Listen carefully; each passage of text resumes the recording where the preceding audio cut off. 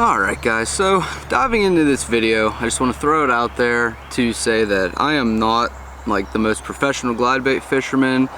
I am as rookie as they get to it. But with that being said, I think that will help out with a lot of people, or a lot of people that can relate to starting out, especially when you got a lot of people that are advanced with throwing glide baits. They have their years in and they might forget how overwhelming it can be, or that some people just are not comfortable throwing bigger baits. So with that being said, I want to go over 3 baits that I believe would be 3 of the best beginner baits to get into glide bait fishing. The big thing with it is a lot of people aren't comfortable throwing bigger baits. So for me, instead of glide bait fishing, I started out throwing a 6-inch mag draft, which actually helped me in getting more comfortable with larger baits. To some people, 6-inch mag draft might not be a big bait, but it was to me here in southwest Pennsylvania. So with that being said, I'm gonna get into this. These are all kind of just to get familiar with throwing a bigger bait, and you can get away with throwing all of these on a frogging rod or a flipping rod. I throw them all on a 7'6" heavy action rod with 17-pound test. So the first one that I want to talk about, which is no stranger to a lot of people, that is the River to Sea S-Waver. This one, you can get it pretty cheap, and I would use this more or less just to get familiar with throwing a little bit of a heavier bait and a bigger one if you're starting out. It is not my favorite one. With that being said though, it does catch fish. Had a couple pike I've landed on it. I don't have any of them on video, but they do work. This one I would throw out more to just throw out and slowly retrieve it, or burn it in real fast and pause it. I know anyone that will look these up, you'll get a lot of videos with tactical bassin on YouTube that have them, so that alone just shows you that these baits are effective. But for how cheap they are, you can get used to throwing something with a bigger profile and something that has a glide bait action. These aren't the best to sit there and try and chop or work them shallow. They do sink faster, so just keep that in mind.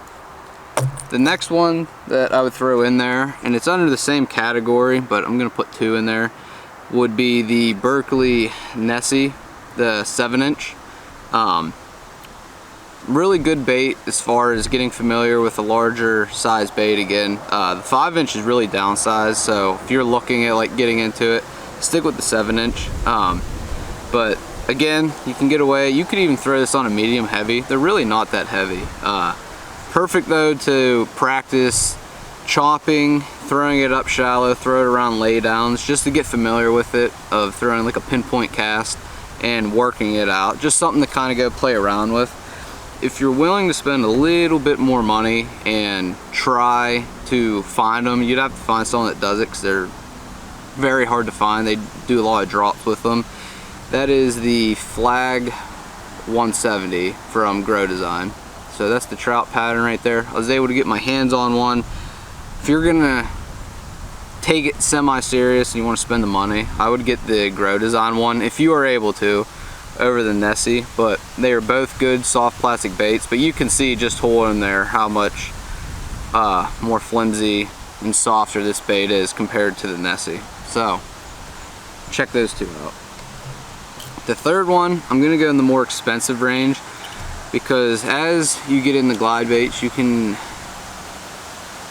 it goes by the standard of you get what you pay for, in my book at least. That's just how I look at it.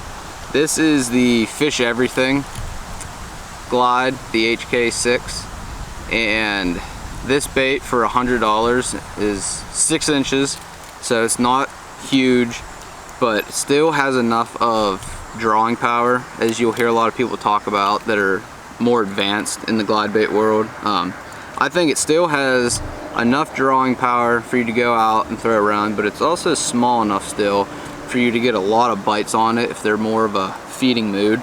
Another one that I haven't tried yet that I'll throw out there and recommend, because I'm a big fan of their glide baits, is Clutch. I know they have the Clutch Eco that they just came out with, which is their 6-inch model. So these ones you got to get on bait drops. They're a little harder to get, but I've caught a lot of smallmouth on this already. I look forward to using this in a smallmouth tournament I have coming up on the Susquehanna River, but that is another one that I would definitely check out, but it's on the more expensive side. You can throw it up shallow and you can keep a really tight twitching action, or you can get it to go out wide, and it's also really good to like burn really fast and then stop it.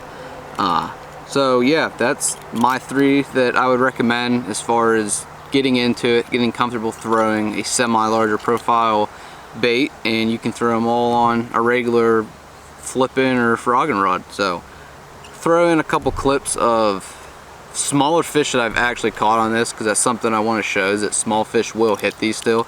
So that's a 6-inch bait, you can see, and I'm going to actually show you how small fish will actually hit these. So don't be just scared to throw a bigger bait around smaller fish. Got him. Freaking little one, man. He shot out and hit that thing. A little larger now. Buddy, it's the size of you. Why are you hitting it?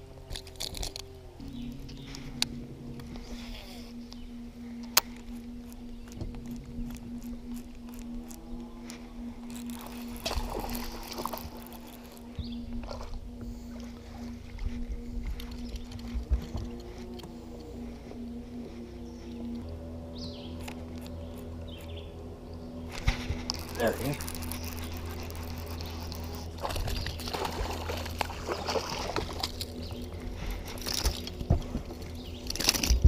Hey.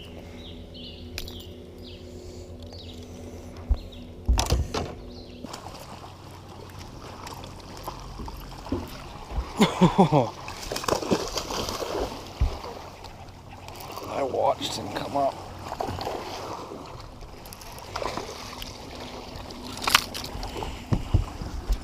Oh, sweet. So yeah, hope you guys enjoy the video, and I'm gonna make this a little series, so it's gonna be kind of building up with my road of how I'm getting into it and things that I learn and how I approach it or gear that I try out with it. Hope you guys enjoy the video. Thanks for watching.